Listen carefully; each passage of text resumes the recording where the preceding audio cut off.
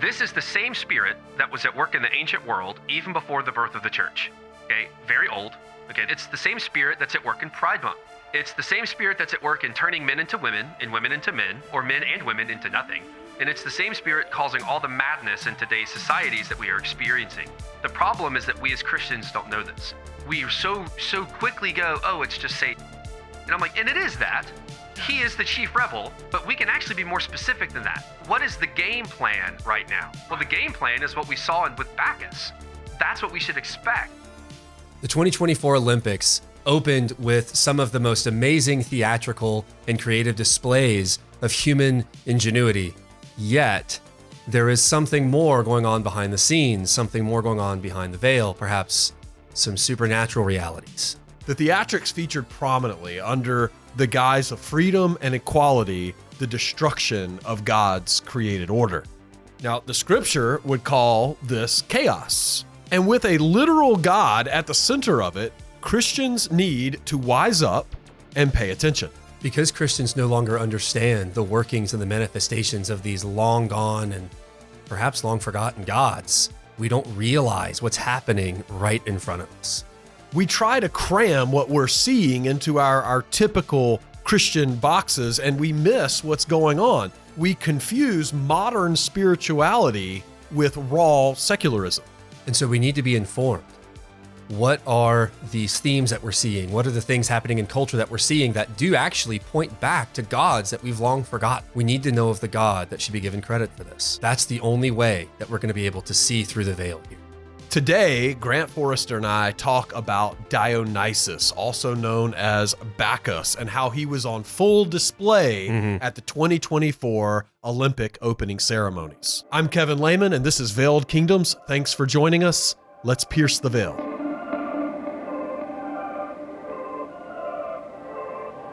All right, so Grant. Yeah, man. I hear this was an interesting weekend at the Olympic ceremonies. Oh, yeah. 2024, Paris, France, opening ceremonies.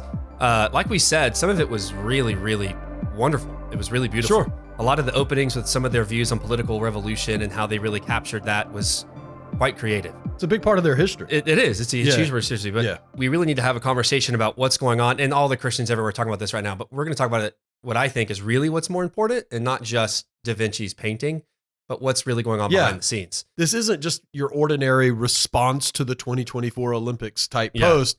This is going to be quite a bit different, and it's going to fit into exactly what we do at Veiled Kingdoms, because we're looking at what's going on behind the veil. Yeah. What happened, particularly with the red carpet, the drag show, all of that stuff, serves as a perfect opportunity to glimpse exactly what we're talking about when we say that the gods of the nations, the watchers, the fallen sons of God, all of those kinds of things. So it's a perfect picture to sort of see the fingerprint of a particular spiritual being at work.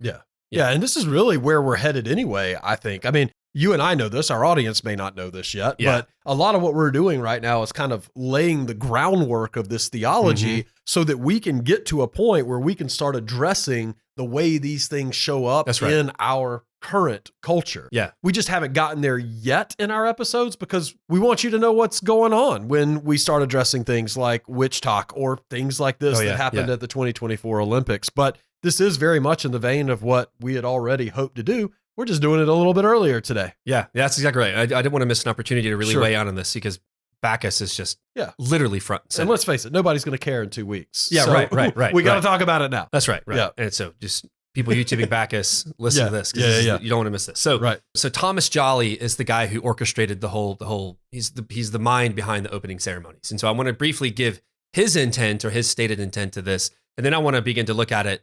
One, how it's being received, but two, what I think we need to weigh in on this. The three virtues that are sort of behind the French nation are liberty, equality, and fraternity or brotherhood.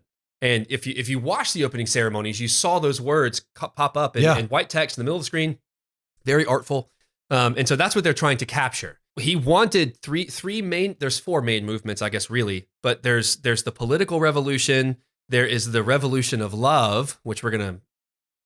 Really not about that. We're going to talk about something else. And then there's the spiritual revolution, okay, which is sort of what's kind of captured there with Bacchus at the end. But that was his intent. So political revolution, and if you've watched it all the way through, you've seen that. So there's the decapitated Antoinette, and she's there, and they're doing all of anyway. That's the idea. Yeah, it's just a credit to their bloody past. And it was actually shot at the prison where she was beheaded. Ooh, I didn't know that. If you know, yeah, I didn't know that. Yeah. I mean, anyway. So you can go find it. It's about 3 hours long, but it's a spectacle, that's for sure. But that's the main thing. And so what we really see are these three things on display. We see political revolution, right, which they're going to say is what gets us liberty. A sexual revolution, which I think they're confusing as love. Yeah, under the guise of love. Absolutely. And then spiritual revolution, which they're just trying to talk about a particular ethos. Like we should be like this. Sure. Right. That's spiritual. Yeah. The images that we really need to get over, these are the big ones that are like all over the internet. So there's the headless woman in red. That's just Marie Antoinette. There's the hooded figure who's supposed to represent a physical embodiment of revolution of all of the kinds, because that figure's carrying the torch through all three of those phases. I see. And so was he the guy running on the roof? Yes, he was. Assassin's Creed, really cool looking. He did look like Assassin's Creed. Really, really cool. Yeah. And so that figure is the embodiment of revolution and all of the kinds that they're trying to capture, because he's present, or she. I don't actually know. Why would he be masked? He or she. Because it's supposed to be identityless. I see. Kind of like Batman. Like anybody could be Batman. That's right. Like the personified revolution. Okay. Yeah. Which is cool. That's a neat idea. Yeah. And so that's what I figure. And then there's the one that everyone's calling the Antichrist or the Pale Horse. That's supposed to be. Now we're not going to dive into all the imagery here. We're just not our focus here, because I want to talk about the spiritual being that's behind all of this. Sure. But that's the spirit of the river Seine or the river Sin, and that's the Roman god Sequana. Yeah. And that would be Seine, not sin as in Sin. Right. Yeah. Seine. That's right. Yeah. And then Sequana. The Roman god. Who's the spirit of that river. Sure. Okay. That's all that's supposed to represent. But none of these really capture the message that's at the literal center, the theatrical center of all of these ceremonies. The culmination of these is going to be the drag show. Well, what they're calling a drag show. Not everyone in it was drag queens. No. But it's supposed to be the red carpet. It's high fashion. It's all of these things. And it's supposed to be something that everyone can be a part of. A lot of them were just prominent fashion designers. That's right. Yeah. So... Yeah, and then included in that are some drag queens. Anyway, you can go find it. You can look it up. But that's going to be the focus here, because that's where Bacchus shows up. And that's Dionysus. That's where that imagery is found. If you've seen everyone talking about the Last Supper and how that's supposed to be blasphemy and how dare they, and that's a whole nother conversation. But you have Lady Liberty, who's center stage. That's the lady in the blue dress who's running the soundboard that has what seems like a celestial crown on. Yeah. And then we have the fashion show that is just really, from a Christian perspective, meant to destroy all categories. And now what they're calling equality, we're going to call the destruction of what it means to be a man, a woman, young, old, what it means to be sexually moral, what it means to be monogamous, what it means to be all those things. They're just going to blast through all those categories, and they're going to call it equality. Right. Through the Christian symbol. That's right. Of the Lord's Supper. That's right.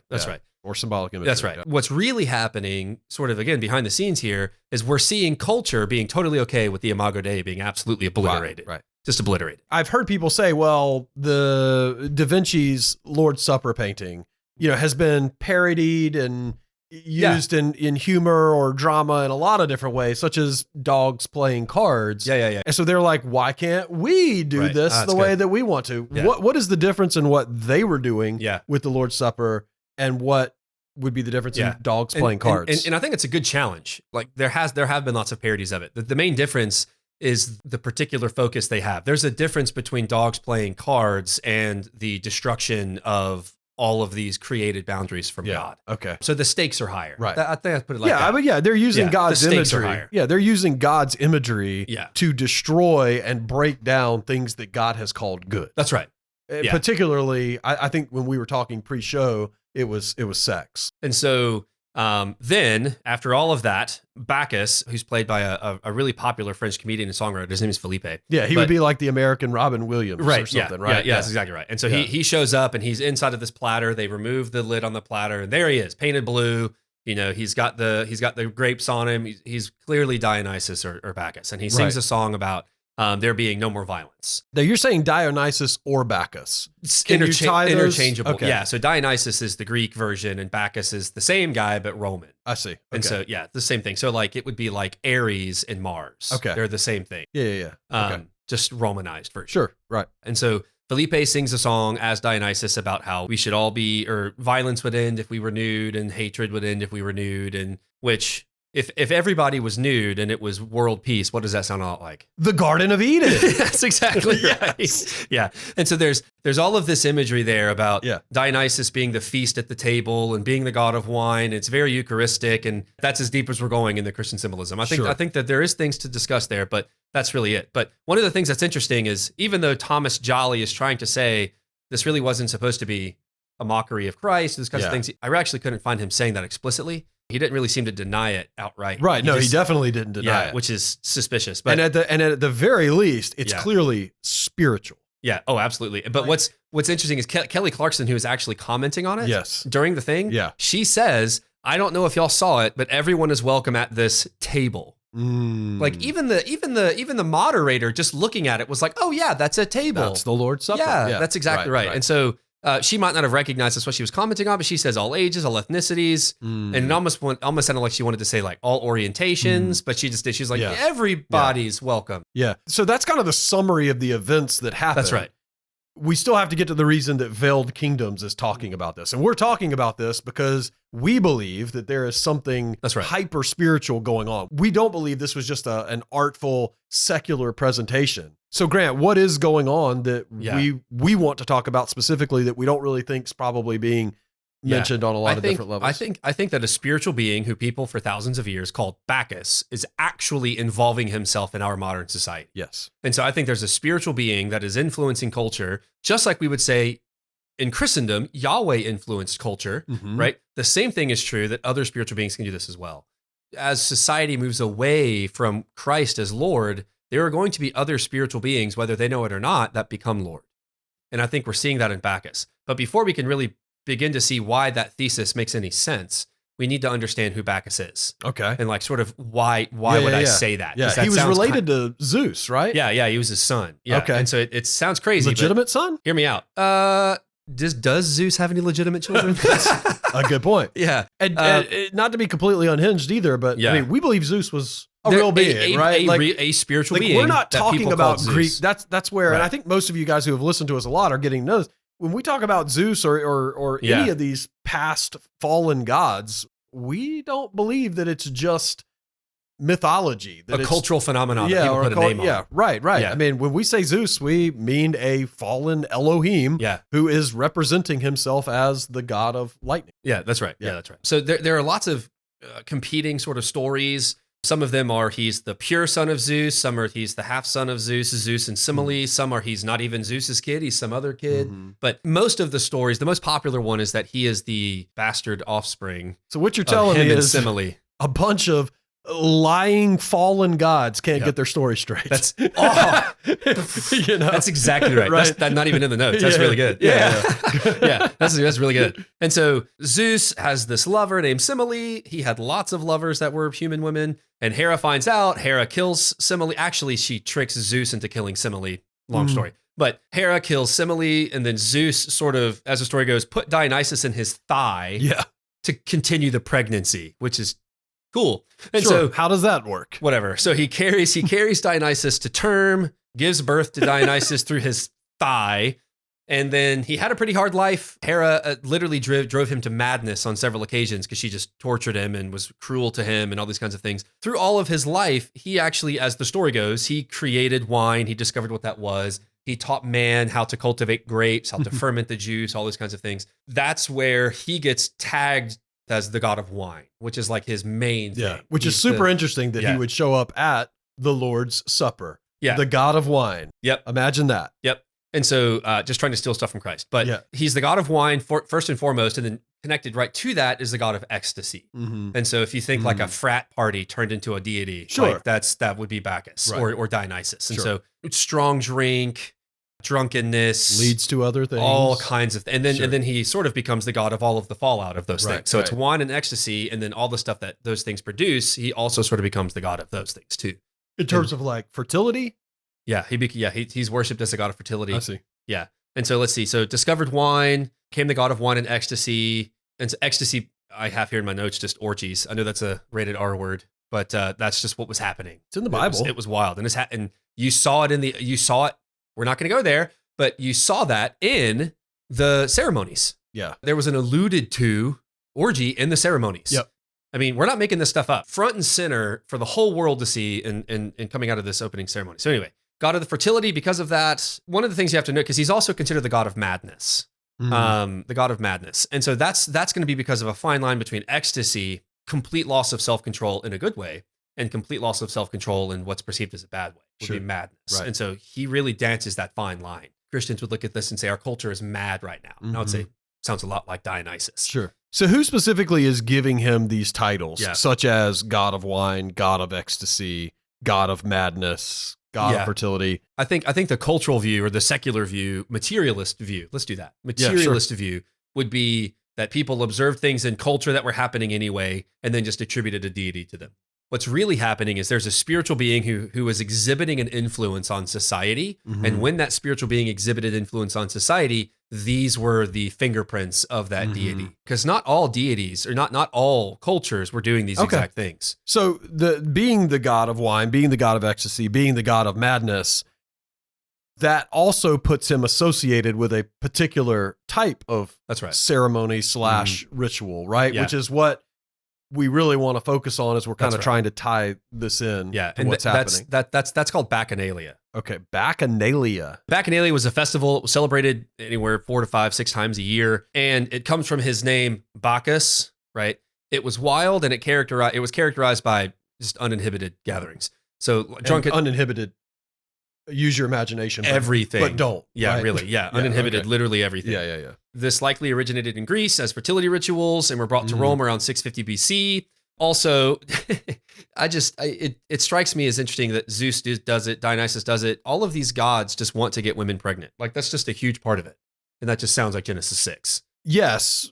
But to me, it feels more like it's just a destruction of marriage. I mean, do you think it, ooh. I like that. I think that's true. It's bringing death to the marriage bed. And I think that it's one of those things where the pregnancy kind of confirms that the deed was done. It's almost like I get it in Genesis 6. There's a whole other strategy, a satanic strategy that's taking place in Genesis 6. But I think the reason that they're so obsessed with pregnancy is not because they value the creation of life or the meaning of life, but it's because when you have two people out of wedlock that come together and create this thing, that's so good. It is actual living proof that thing took place and a constant reminder that thing took place. Yeah. I think it marks it. You know what I mean? I think that's good. It's the first fertility coming out of ritualistic, religious orgy ceremonies. Yeah. Exactly. That's exactly. Yeah. That's good. I think that's good. So the festivals would be characterized by sort of an initiation period. It's like a 10-day process that involved abstaining from sex, a solemn meal, purification by water, and then would enter into the sanctuary. Again, this was a religious festival, not just a wild party. Yeah. Orgies were characteristic of these: feasting, drinking, sexual experimentation, even into the evening. So loud music, drunkenness, mingling of the sexes and classes, which sounds rather benign to us, but to them that was a big deal. Yeah. Other activities: animal sacrifices, crimes, robbery, murder, because drunkenness, everyone's going crazy. And then the seduction of children was even a part of this. And so, AKA grooming. Yeah. Right. And that's totally not happening in our culture right now. Right. Right. It's ridiculous. Yeah. And so the festivals, they were so bad that the Roman Senate in 186 BC prohibited the festivals throughout Italy because of their reputation for orgies and fears of immoral behavior. Which says a lot. Coming from the Roman Senate. That's exactly right. Yeah. Yeah. I mean, if they're banning something, it was horrible. Yeah. I mean, imagine how bad it is. It's just, the Romans were like, that's too far. Yeah. Like, they were killing people by lions and sacrificing children. Well, they were having their own orgies and stuff too. Like, I mean, but there was something about these that took it next level. It was just bad, man.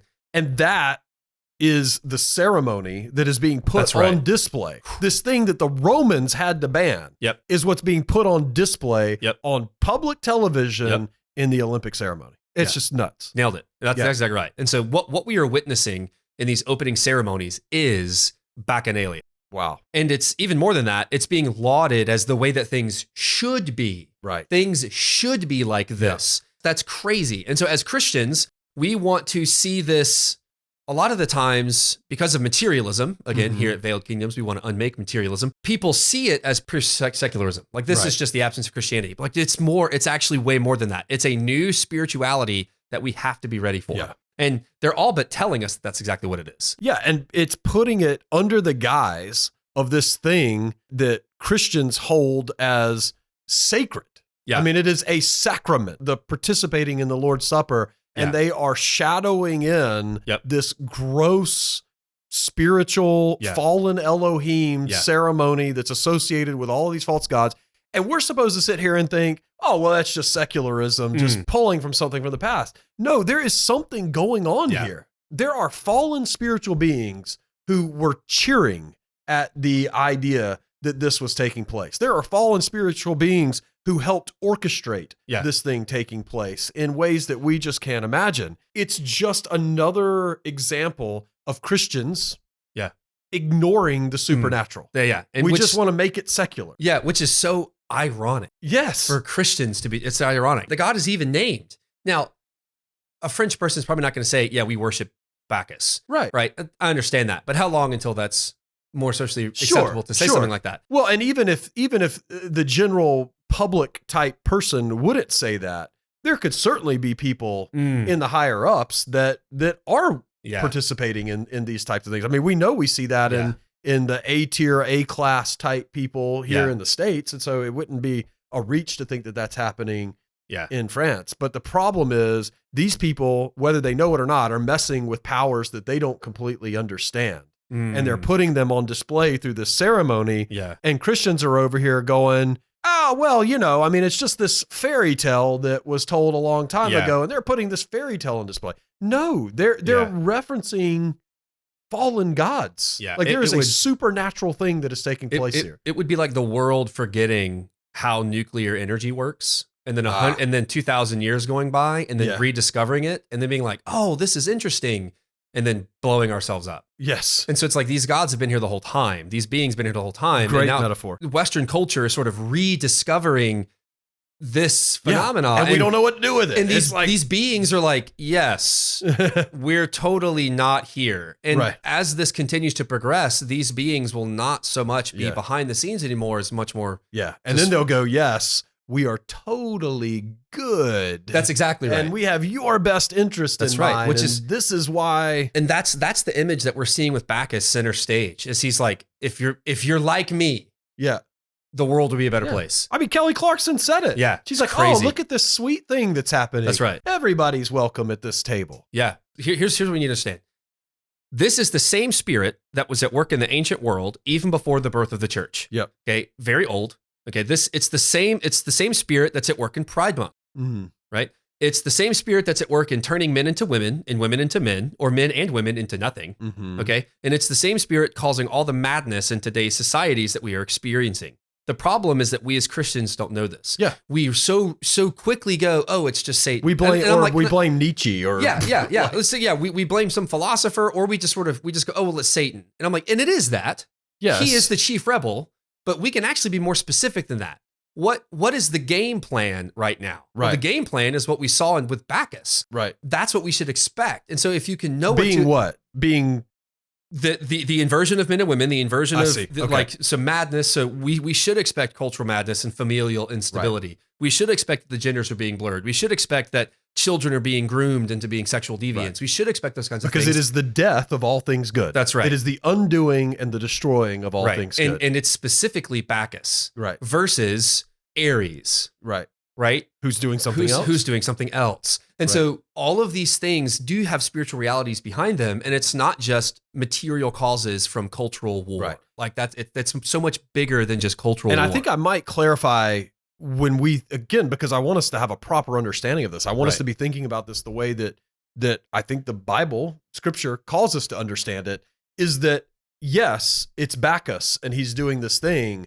Right. But I think, I feel like if we could actually open up the veil and look beyond it, it's Bacchus as general over this particular thing. And there are all these other, we just talked about on our last episode, the demons that are this subset of fallen Elohim that are all waiting underneath him. And so he probably, I mean, it at least seems like he would have his own forces at work as well. I think so, which is like on a macro scale, Bacchus is at work here. Yes. Right. And then on a global scale, we would say the enemy, Satan himself, is at work here. But what we're seeing in Western culture is Bacchus seemingly at work. And then on the day-to-day, on the individual level, it would not necessarily be Bacchus. It would be these unclean spirits that have been at work since the beginning. Yeah. So what's our final point here? What if you could say one last thing to the audience, because we've gone longer than we typically go, which is okay. It's an important thing, but rather unhinged subject too. Yeah, it is an unhinged subject. So final point.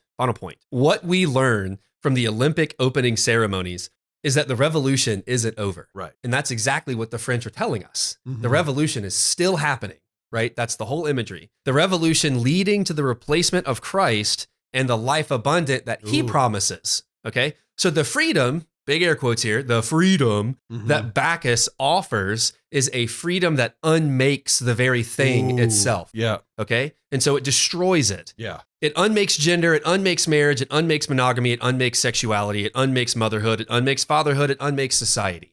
Okay. It's not real freedom. Right. It's destruction. Right. And so this isn't just a cultural revolution. It's a spiritual one.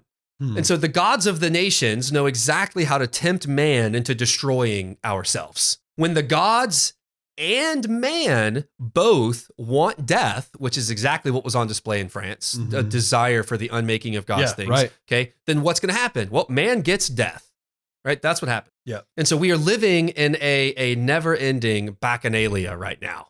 That's just what's happening. Our culture has become Bacchanalia. And it's progressing. It's progressing. It's interesting because that's a lot how, like, on a micro scale, that's how those orgies would start. Like, they would start with things that are simple. Yeah. People who couldn't handle the tougher stuff would start to thin out and leave, but the party would become progressively more unhinged as the night went on, which is essentially what we're seeing happen to our culture. Yeah. It's becoming progressively more unhinged. That's exactly right. Here's the call for the Christians. We need to wake up. And we need to be aware of what's going on behind these geopolitical scenes. Yes. Okay. Because it is Satan, but it's more than just the guy in the tights with the horns and the pitchfork, right?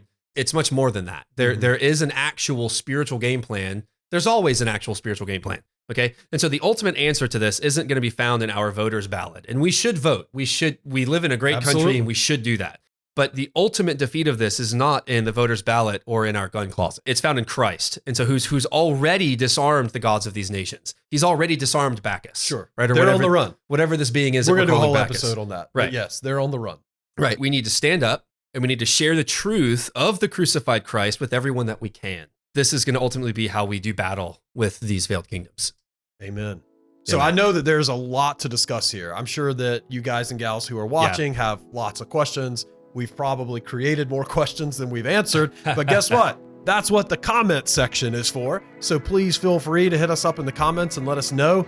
That's all we've got on this particular topic for today. Yeah. And so we've got to assume that if you're still with us at this time, that this has been helpful to you. So we would appreciate a like to the video or a subscribe to the channel. If you're new here, please feel free to check out some of our other content. We've got a lot of good stuff in there. I actually have a whole series on spiritual warfare. Like what is the Christian to do in response to these things on a micro level in their lives? Yeah. Grant, thank you so much for being here. Yeah, it's an absolute pleasure.